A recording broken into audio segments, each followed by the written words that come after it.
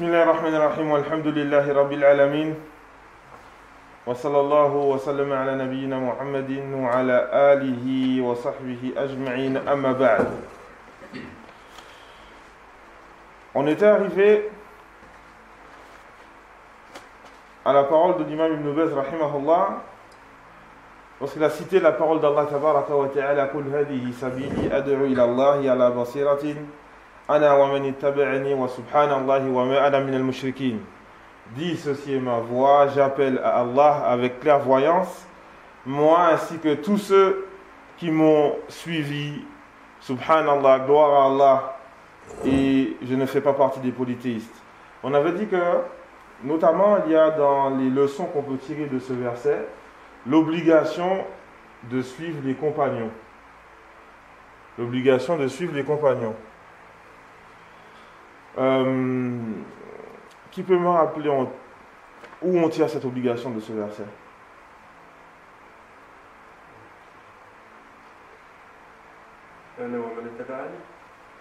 C'est-à-dire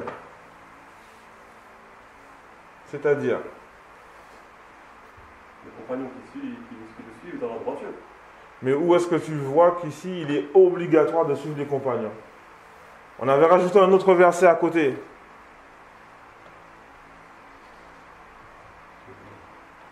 Hein? On avait cité la parole d'Allah tabaraka wa ta'ala lorsqu'il cite les djinns qui ont dit Ya qawmana ajibu da'i Allah. Oh les nôtres, répondez à celui qui appelle à Allah. On avait vu que toute personne qui suit le prophète sallallahu alayhi wa sallam, il appelle à Allah. Ad'u ila Allah ala basiratin ana wa man ittaba'ani. J'appelle à Allah avec la voyance, moi et ceux qui m'ont suivi. Donc tous ceux qui ont suivi le prophète, sallallahu alayhi wa sallam, ils appellent à Allah. Les compagnons, ils ont suivi le prophète, sallallahu alayhi wa sallam, comme on l'a vu. Et ça c'est clair pour tout le monde. Et donc vu qu'ils ont suivi le prophète, ils appellent eux aussi à Allah. Et vu qu'ils appellent eux aussi à Allah, il est obligatoire de répondre à leur appel et de les suivre. D'accord? Il est obligatoire de suivre ceux qui appellent à Allah tabaraka wa ta'ala. Et qui sont ceux qui appellent à Allah? Eh bien ce sont les compagnons et tous ceux qui les ont suivis, donc jusqu'à notre génération. Donc on continue inshallah ta'ala.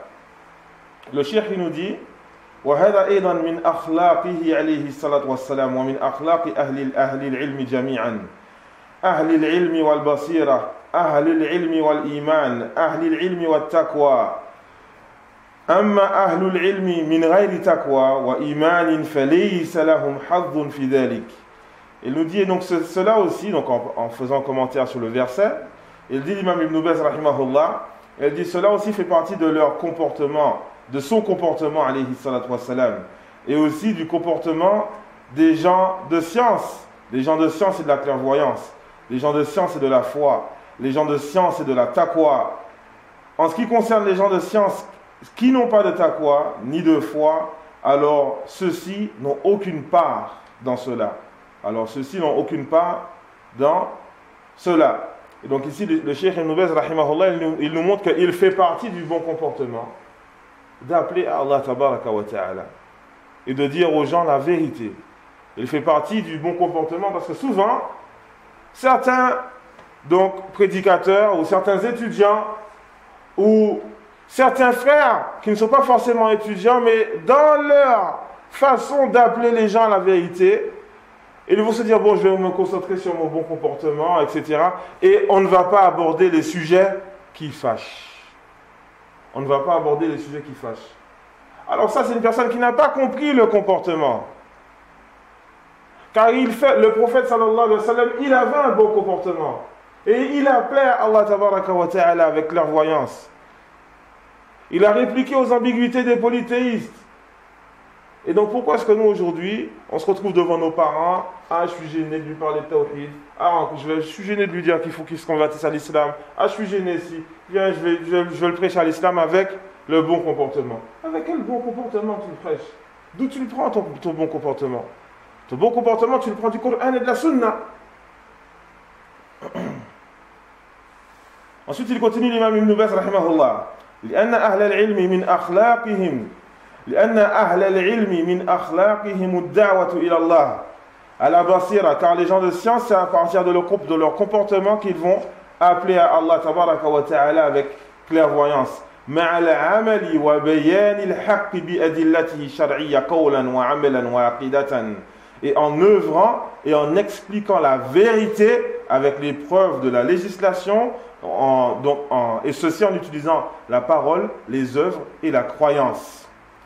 فهم دعاة الخلق وهداتهم على ضوء كتاب الله وسنة رسوله عليه الصلاة والسلام لا يشترون بآيات الله ثمنا قليلا بل يبلغون الناس دين الله ويرشدونهم إلى الحق الذي بعث الله به نبيه صلى الله عليه وسلم ويصبرون على الأذى في جميع الأحوال.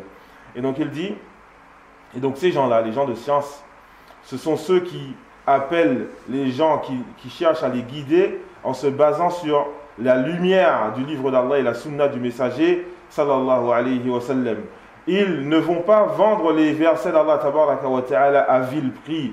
Ils vont vendre les versets d'Allah tabaraka wa ta'ala à vil prix. Ce qui est voulu par là, barakallahu fik, c'est que le savant, il connaît la vérité.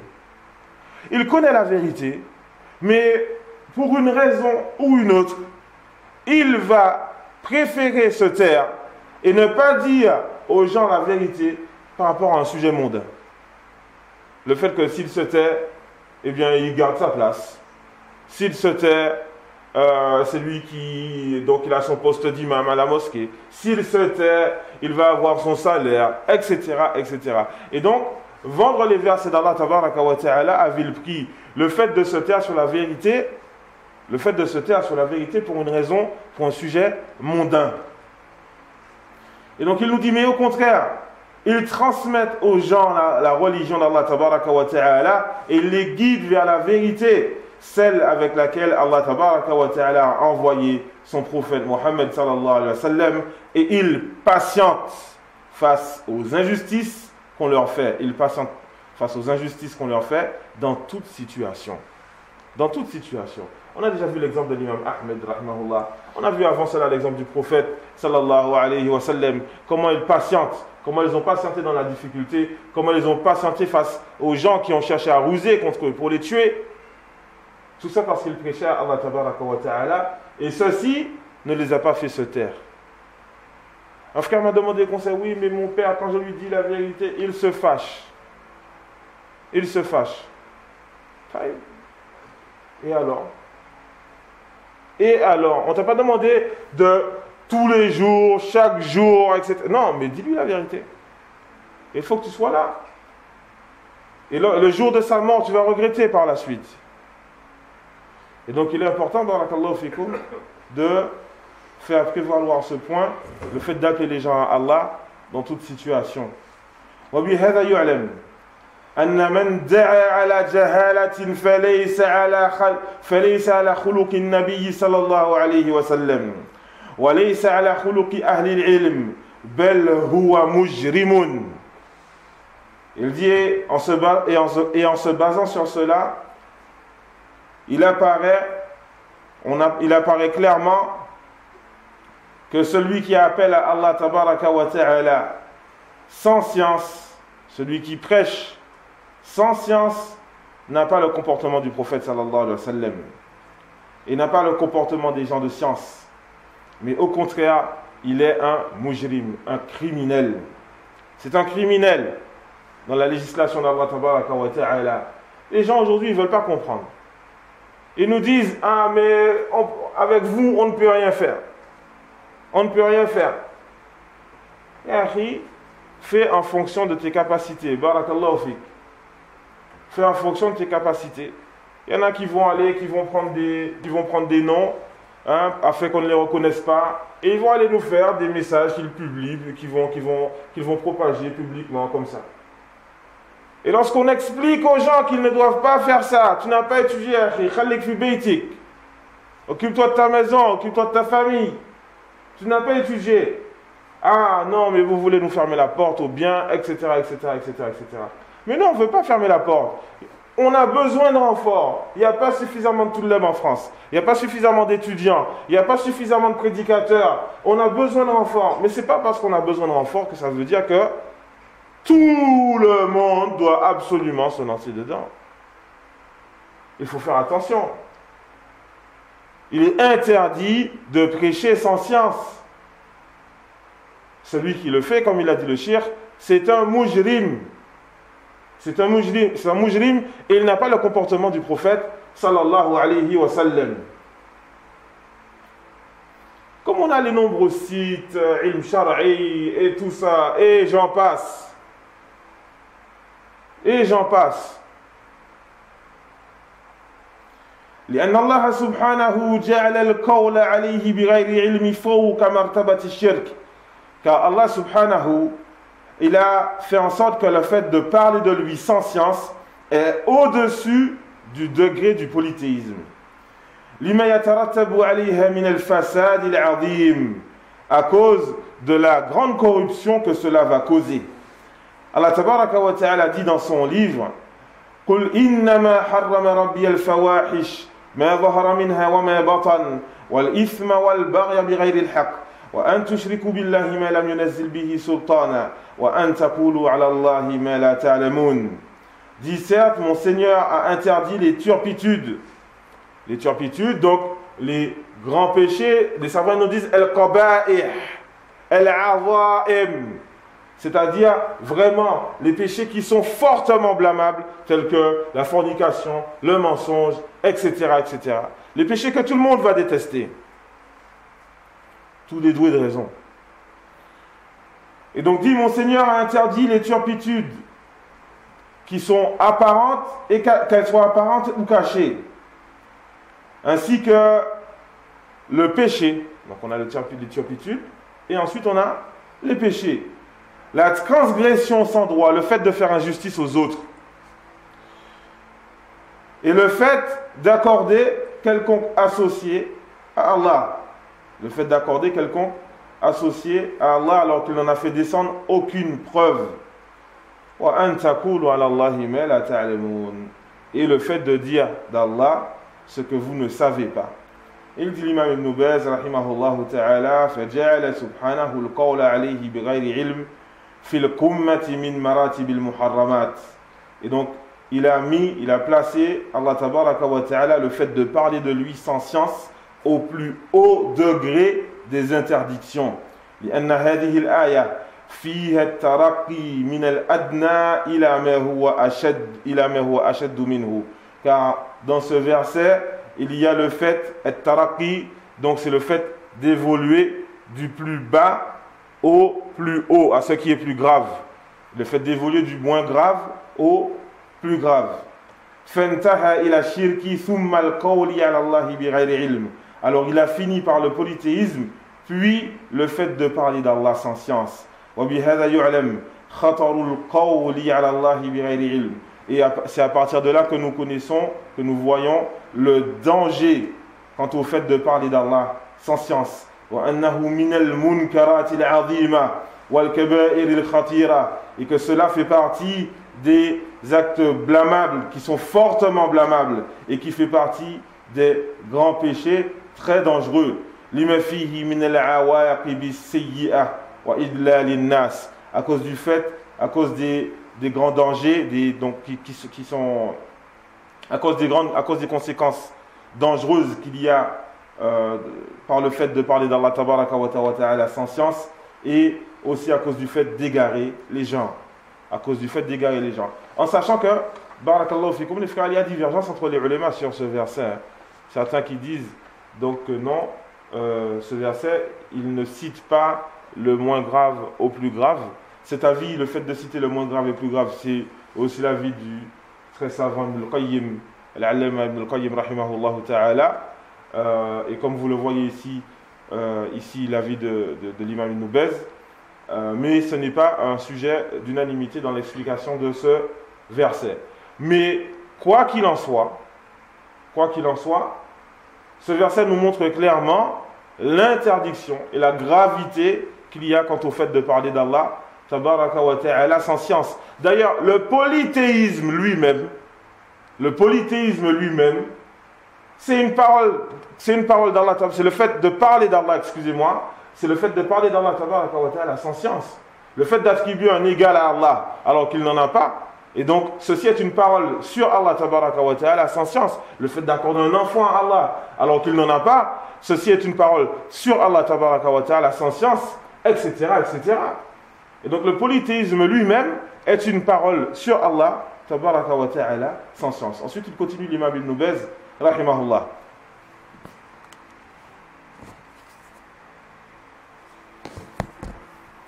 Il nous dit وفي آية أخرى من سورة البقرة بين سبحانه أن القول عليه بغير علم مما يدعو إليه الشيطان ويأمر به.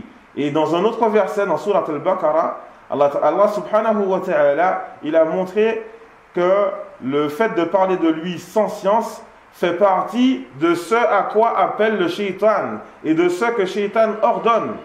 فلا ينبغي لطالب العلم أن يسير في ركاب الشيطان. Et donc il ne convient pas à l'étudiant en sciences de suivre le shaitan.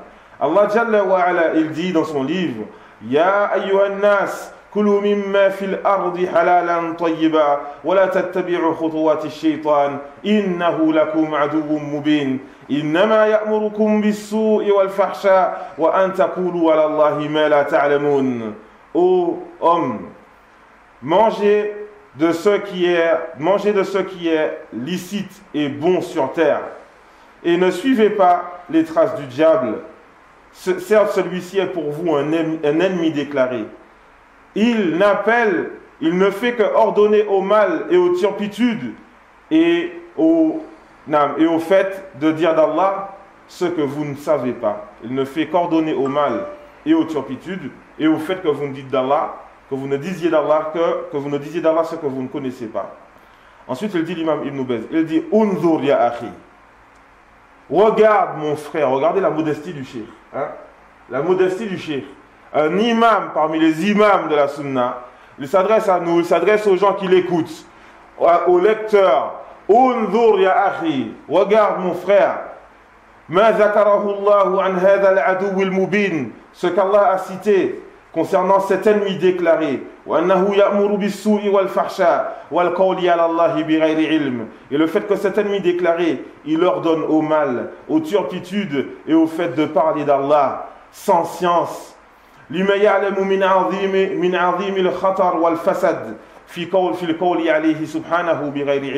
Et tout cela parce qu'il sait, c'est-à-dire Shaitan, il connaît le grand danger, le grand mal qu'il y a dans le fait de parler d'Allah subhanahu sans science.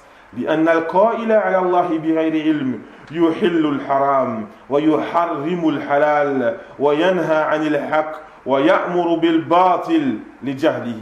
Car celui qui parle d'Allah sans science va ordonner, va rendre licite l'illicite et interdire ce qui est licite. Il va aussi donc interdire la vérité et ordonner au faux, et tout cela par son ignorance. Comme on l'a vu, barakallahu fikum. Tous ces sites-là, qui sont gérés par des personnes inconnues, etc., des personnes qui n'ont pas étudié, qu'est-ce qui s'est passé dans la fitna? La prédication sans science. Sans science, sans connaissance. Ça, c'est un grand danger, barakallahu fikum. Les gens pensent qu'ils ont un bon comportement, hein, parce qu'ils nous disent, nous, on n'a pas insulté les ulama. On n'a pas insulté les ulama. Déjà, ça, c'est une grave erreur. C'est une grave erreur, parce que les prédicateurs n'ont pas insulté les ulama. Ça, c'est un mensonge. Ils ont critiqué. Ils ont critiqué ceux qui ont dévié. Ils ont critiqué Mohammed Ben Hadi, parce qu'il méritait d'être critiqué. Parce qu'il méritait d'être critiqué. Et il le mérite toujours, jusqu'à ce qu'il revienne, Inch'Allah ta'ala. Et donc le fait de dire que ces prédicateurs les ont insultés, ça c'est incorrect. Comme le fait de dire que Ibn Hadi c'est un fasiq. On nous dit ceci est une insulte. On te demande, est-ce que Allah tabaraka wa ta'ala il insulte? Est-ce que Allah tabaraka wa ta'ala il insulte? Non, ok d'accord. Le terme fasiq il est cité dans le Coran. Concernant celui qui va accuser une musulmane de fornicatrice sans ramener les preuves. C'est un fasik, il est cité dans le Coran.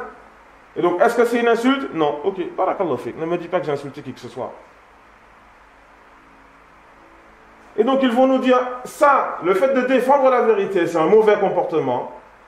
Mais par contre, le silence, masha'Allah, ça, c'est un bon comportement. Les choses ont été inversées. Parce que les gens ne connaissent pas le comportement des prédicateurs. Ils ne connaissent pas le comportement des gens de science. Ils ne connaissent pas le comportement du prophète, sallallahu alayhi wa sallam. Et ensuite, il finit, l'imam Ibn Baz, rahimahullah, enfin, il continue l'imam Ibn Baz, mais nous, on va arrêter là pour aujourd'hui. فالواجب على أهل العلم وطلبته الحذر من القول على الله بغير علم والعناية بالأدلة الشرعية حتى يكونوا على علم بما يدعون إليه أو ينهون عنه وحتى لا يقولوا على الله بغير علم. Et donc il est obligatoire aux gens de science et aux étudiants de se méfier quant au fait de parler d'Allah sans science. Il leur est obligatoire d'accorder de l'importance, de faire attention aux preuves de la législation afin de savoir clairement ce à quoi ils appellent et ce qu'ils interdisent, et afin de ne pas dire d'Allah ce qu'ils ne savent pas. On va continuer, Inch'Allah ta'ala, demain avec un sujet, Al-Khashya, la crainte d'Allah, Tabaraka wa ta'ala. Jazakumullahu khairan.